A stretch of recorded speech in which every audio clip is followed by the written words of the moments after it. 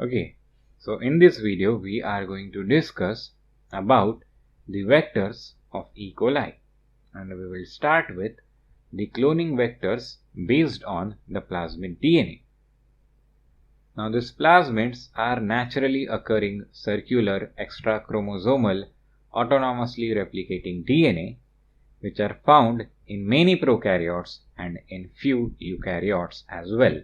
Okay, they are naturally occurring circular extrachromosomal autonomously replicating DNA. Now the size of plasmid vary from 1 kb to 300 kb, and the plasmid can be described as relaxed or stringent, and this description is based on the number of copies of plasmid maintained within a cell. Okay, how many copies of a plasmid, of a particular plasmid is there in a particular cell? On the basis of that, you can call a plasmid a relaxed plasmid or a stringent plasmid. Now the relaxed plasmid means there are multiple copies of that plasmid in a cell, and stringent plasmid means that there is only a single copy, or the copy number of that particular plasmid is low in a cell. Okay, multiple copies per cell, then that plasmid is a relaxed plasmid, but a single copy or low number of copies of a particular plasmid in a cell, then that is called as stringent plasmid.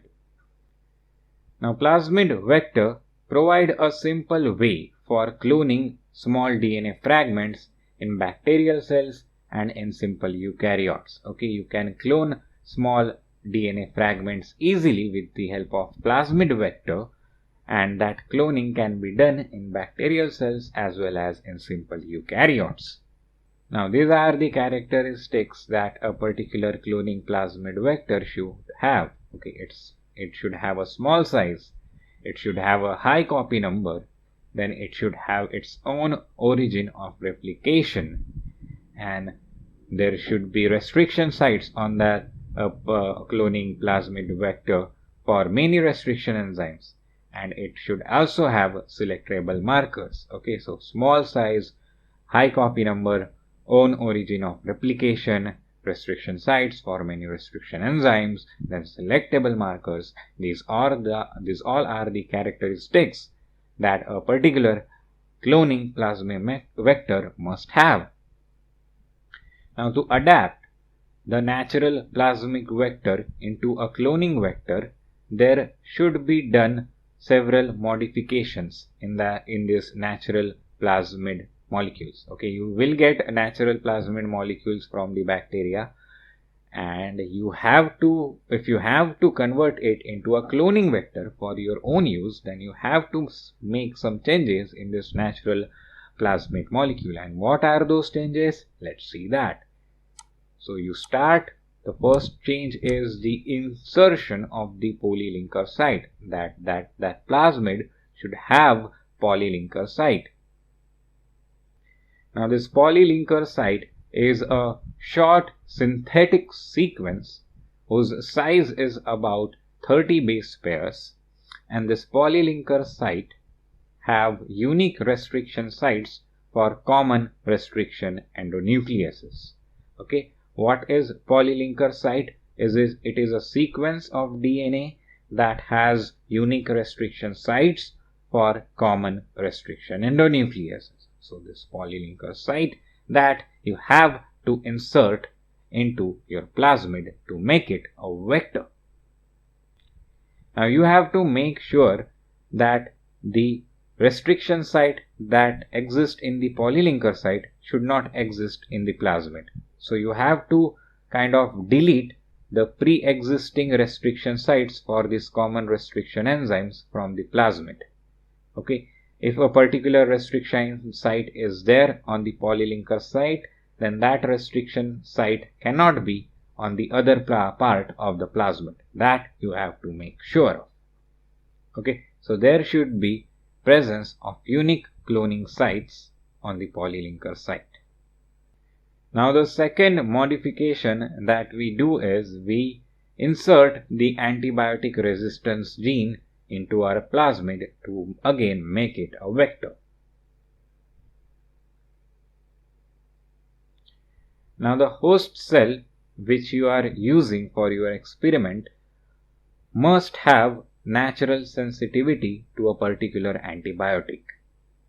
Okay, so when you will insert any vector molecule into your host cell, okay, if any vector molecule will transform the host cell, that host cell then will become the antibiotic resistance, will have antibiotic resistance, because this vector that you are inserting in the host cell has the antibiotic resistance gene.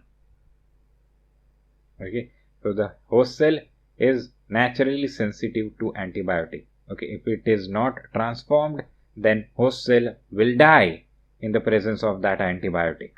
But if that host cell is transformed with this vector which has antibiotic resistance gene in it, then that host cell will be having antibiotic resistance, and then that host cell, that transformed host cell, will be able to grow in the presence of the antibiotic. Okay, that is how you separate transformed cells from the non-transformed cells with the help of this antibiotic resistance gene.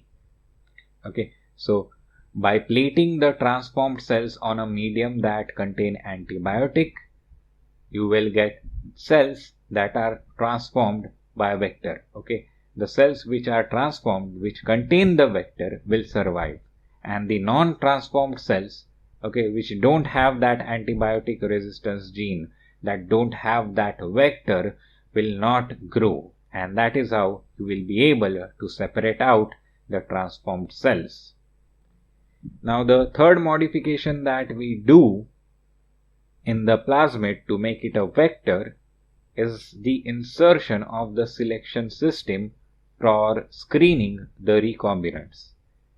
Okay, so you have transformed cells, but how will you make sure that transformed cells have the recombinant DNA? Okay, for that you do this insertion of selection system.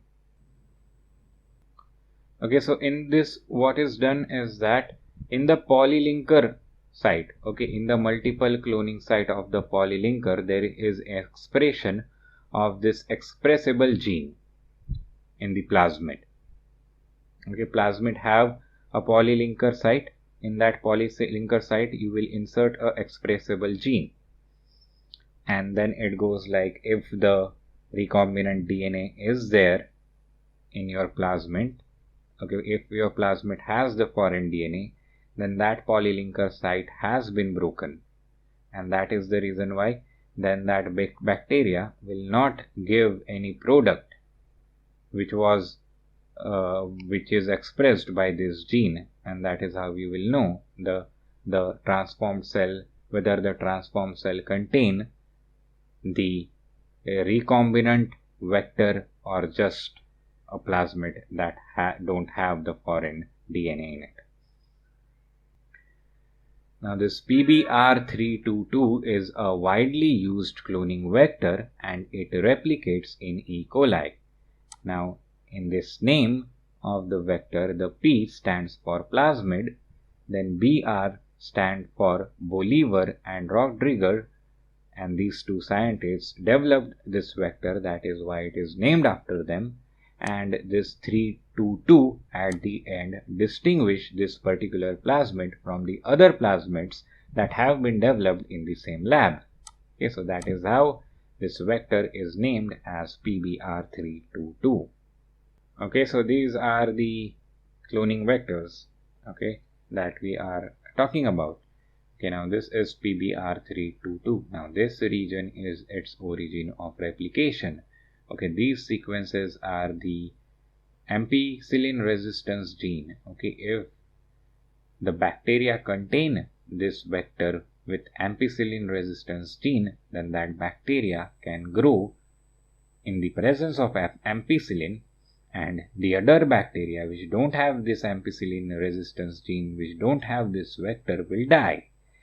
Okay, so that is how the transformed cells are separated from the non-transformed cells, and this region again here represents the tetracycline resistance gene. Okay, so this PBR322, which is 4361 base pair long, has origin of replication, has tetracycline resistance gene, and has ampicillin resistance gene as well.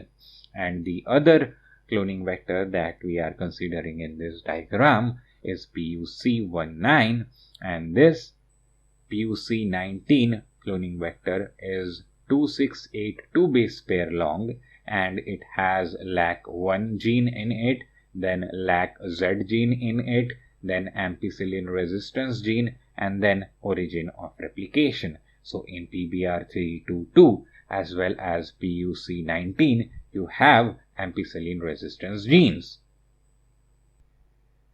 Now this PBR322 is a small vector. Okay, it has the length of 4361 base pairs, and it is maintained in the host cell at high copy number of 20 to 30 copies per cell.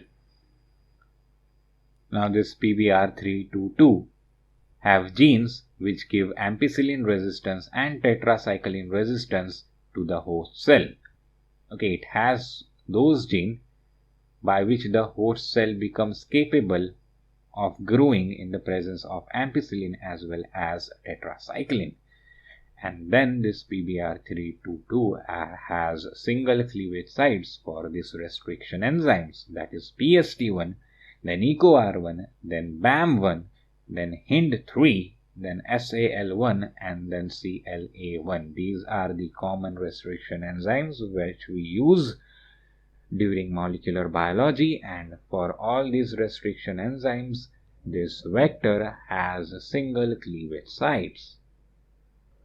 Now this PBR322 is genetically engineered from the DNA of 3 plasmids, and those 3 plasmids are R1, R6Y, and PMB1, and these all 3 plasmids from which this PBR322 is kind of genetically engineered are naturally occurring. So from naturally occurring R1, R6Y, and PMB1, okay, from all this naturally occurring plasmid, PBR322 is constructed.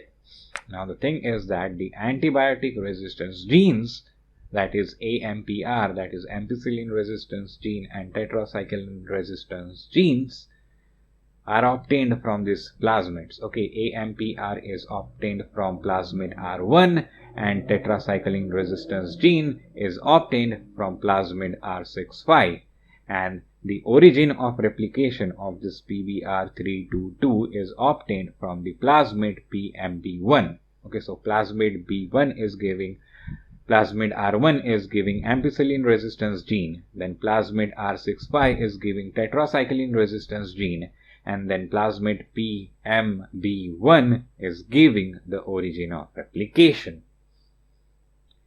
Now the valuable features of this PBR322 vector have been enhanced by constructing a series of plasmids known as PUC, and they are named as PUC vectors because they have been developed in the University of California. Okay, these plasmid vectors have been developed in the University of California, and that is the reason why they are named as PUC.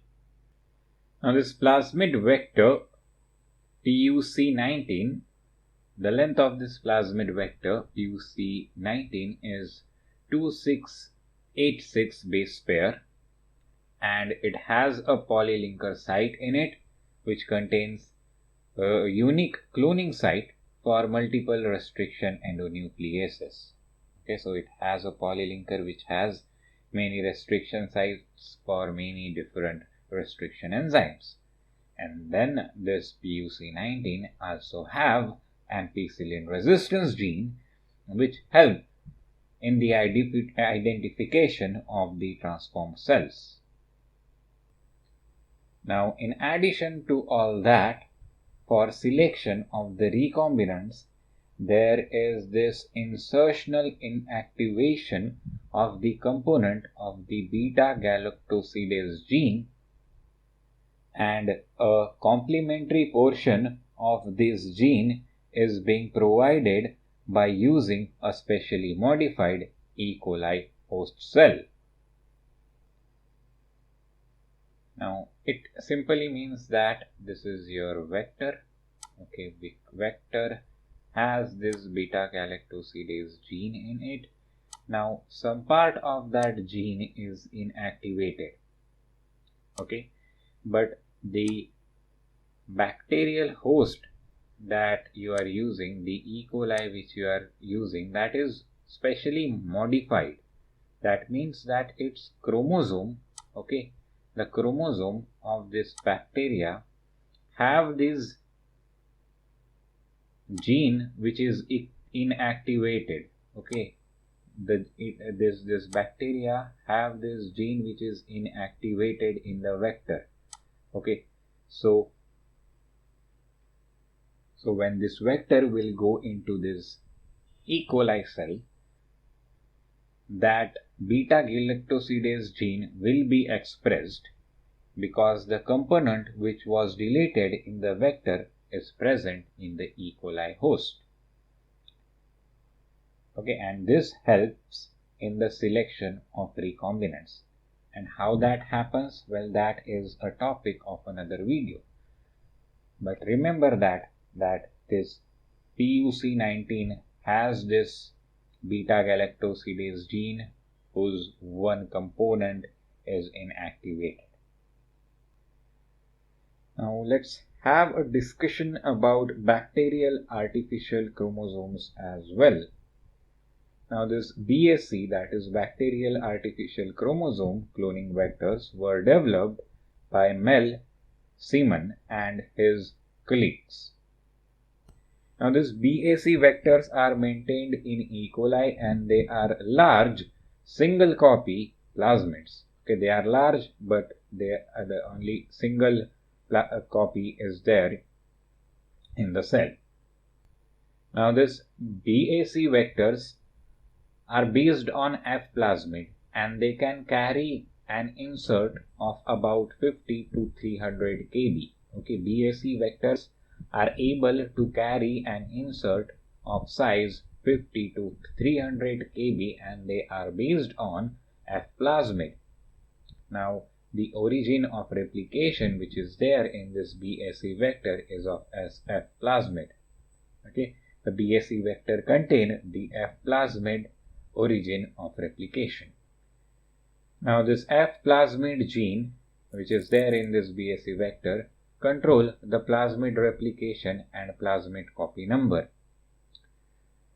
And in this BAC vector there is also this bacterial chloramphenicol acyltransferase gene, and this gene is doing the plasmid selection. Okay, so that's all for this video. Thank you for watching.